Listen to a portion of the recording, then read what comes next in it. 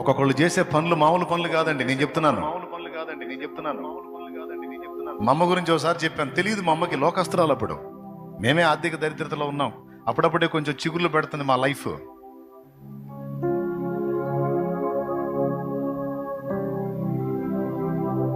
నాతో పాటు కలిసి ఆడుకున్నాడు నా ఫ్రెండ్. వాడు ఒంటి మీద ఉన్న వస్త్రం వాళ్ళు బట్టలు ఉతుకుతారు మా ఇంట్లో, తీసుకెళ్ళి బట్టలు ఉతకడానికి తీసుకెళ్ళింది. నేను వేసుకునే నిక్కరు వాడి ఒంటి మీద కనపడింది మా అమ్మకి. నిలువున నడి రోడ్డు మీద వాడి ఒంటి మీద ఉన్న నిక్కరు ఇప్పించింది మా అమ్మ. ఇది మా పిల్లవాడిది తీ అని. నాకు బాగా గుర్తు. ఆ రోజు మొదలుకొని ఆ తర్వాత వస్త్రహీనత అనే దరిద్రం స్టార్ట్ అయింది మాకు. ఏమంటే బాగా వినండి అమ్మా, ఎందుకు అది, ఎందుకు నా బిడ్డలకి సరైన వస్త్రం లేని స్థితి వచ్చింది? ఈ కర్మ ఎందుకు గాలిందంటే, ఉన్ననాడు విర్రవీగినందుకు, ఉన్ననాడు పొగరుగా ప్రవర్తించినందుకు. కొన్నిసార్లు ఒళ్ళుపై తెలియకుండా ప్రవర్తిస్తాం మనకున్న దాన్ని బట్టి. నిజంగా మీరు సీరియస్గా వింటున్నారా?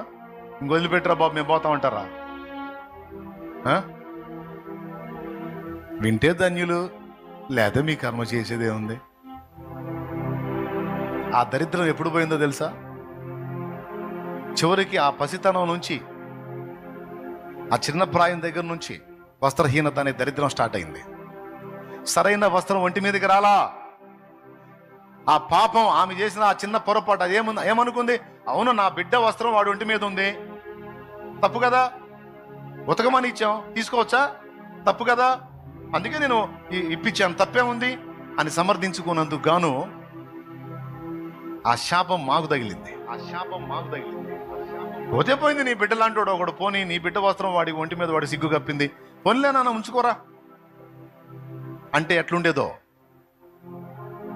ఆ బల్లే పనేనే ఊరకొత్తనా అయిందని నడోడ్డు మీద వాడిని నగ్నంగా నిలబెట్టినందుకు అది శాపమైంది మాకు.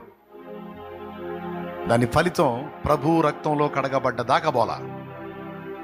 చివరికి సెకండ్ హ్యాండ్ బట్టలు కొనుక్కొని తొడుక్కోవాల్సిన గతి పట్టింది. వింటున్నారా?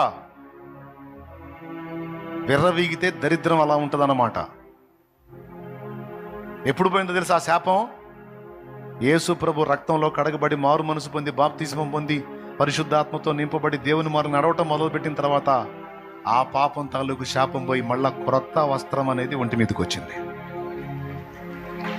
అందుకే చెబుతుంది, యేసయ్య రక్తంలో పాపాలు శాపాలు కడుక్కుంటే ఆ శాపాలు ఎలా పోతాయో వాటి తాలూకు శ్రమ కూడా పోతుంది, ఆశీర్వాదం అనేది స్టార్ట్ అవుతుంది. అందుకు చెప్పేది.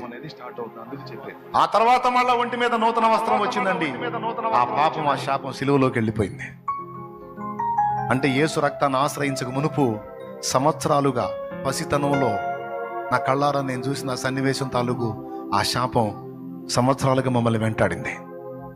ఈరోజు పెద్దాయనా, నువ్వు చేసిన పాతకాలు నీకు తెలుసు, నువ్వు చేసిన పొరపాట్లు నీకు తెలుసు. సోదరుడా, నువ్వేం చేస్తున్నావో, సోదరి నువ్వు ఎలా చేస్తున్నావో, నీ పితరులు ఏం చేశారో, నీ భర్త, నీవు, నీ పిల్లలు, వాళ్ళ క్రమం ఎలాంటి నడకుందో నీకు తెలుసు, ఎలాంటి దుర్మార్గాలు చేశారో మీకు తెలుసు, ఏ విధమైన అడుగులు వేశారో మీకు తెలుసు. నేను చెప్తున్నాను, సరి చేసుకోవాలి.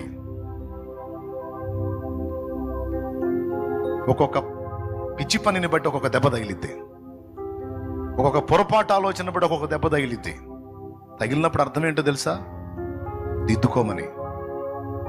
ఎందుకు అప్పగిస్తాడో తెలుసా? దిద్దుకోమని. సరి చూసుకొని దిద్దుకొని మొత్తం క్లియర్ చేసుకుంటే దేవుని ముందు అప్పుడు ఆశీర్వాదం అనేది మన మీద పొర్లి పారింది.